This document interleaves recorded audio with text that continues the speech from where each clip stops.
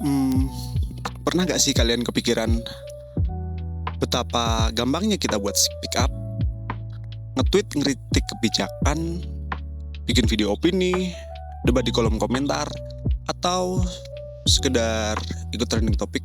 Semuanya itu kerasa bebas banget, kayak this is my right.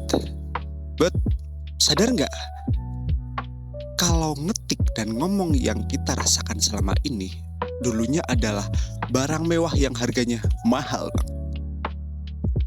Kenalin, Ferdian Chandra Pradanang dari Prodi PGSD. Nyambung sama kebebasan tadi, aku mau ngajak kalian sedikit time travel melihat gimana sih Pancasila itu hidup dari masa ke masa.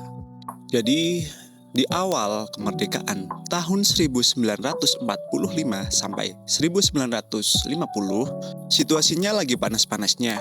Kita baru aja merdeka, tapi waktu itu ada kelompok yang mau mengganti ideologi negara jadi komunis. Contohnya kayak memberontakkan PKI Madiun, terus ada yang mau ganti dengan ideologi agama lewat DITI.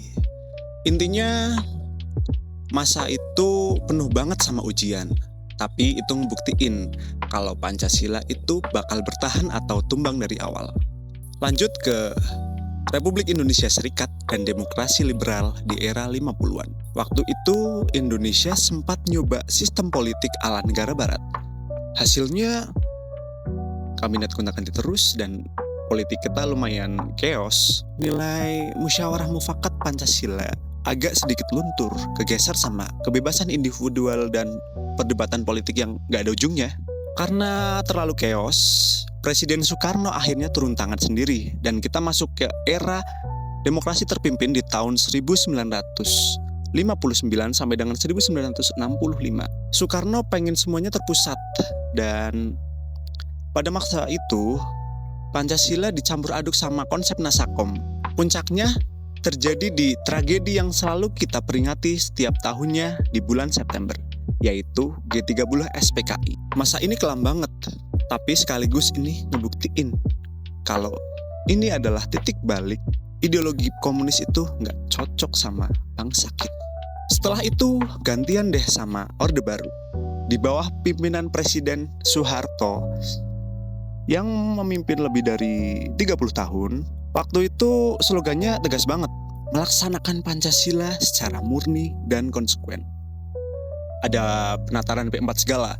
Jadi dari murid sampai pegawai negeri sipil wajib banget hafalin nilai-nilai Pancasila. Tapi sayangnya penggunaannya sering dipakai untuk menyeragamkan suara. Ya, jadi kalau ada yang berbeda sama pendapat pemerintah, bakal repot deh urusannya. Dan akhirnya meledaklah di reformasi 1998.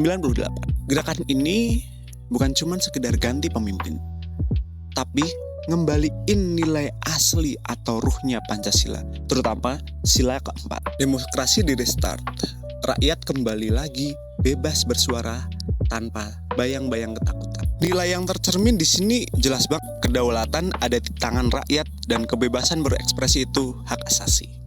Pancasila kembali lagi ke ideologi terbuka dan bukan cuman hafalan yang wajib. Di awal masa reformasi ini, orang-orang masih kayak menjauhi Pancasila karena masih trauma sama gaya doktrin Orde Baru. Semua orang lagi euforia ngerayain kebebasan berekspresi. Di tengah era globalisasi, media sosial yang sangat bebas dan gampangnya kita kebelah gara-gara beda pendapat, kita butuh kompas, dan kompasnya ya Pancasila. Bedanya, pendekatan sekarang bukan lagi lewat paksaan, tapi dari kesadaran diri kita sendiri. Yang tadinya mau diganti pemberontak, dicampur aduk ideologinya, bahkan dijadiin sampai alat politik, itu nunjukin bahwa Pancasila itu benar-benar tahan banting. Sebagai generasi muda, refleksiku simpel. Kita ini cuma pewaris dari kebebasan yang diperjuangkan dari darah dan air mata. Pelajaran pentingnya, jangan take it for granted. Di era digitalisasi, bukan berarti kita bebas nyebar hoax atau cancel culture yang membabi buta. Nilai Pancasila itu relevan banget buat jadi filter algoritma di otak kita. Pancasila emang panjang, bukan berarti kita cuma mengingatnya di kelas. Tugas kita menghidupkannya lewat keseharian kita. sedikit aja dari aku yang menyampaikan soal sejarah Pancasila. Oke, stay critical, stay kind. Bye.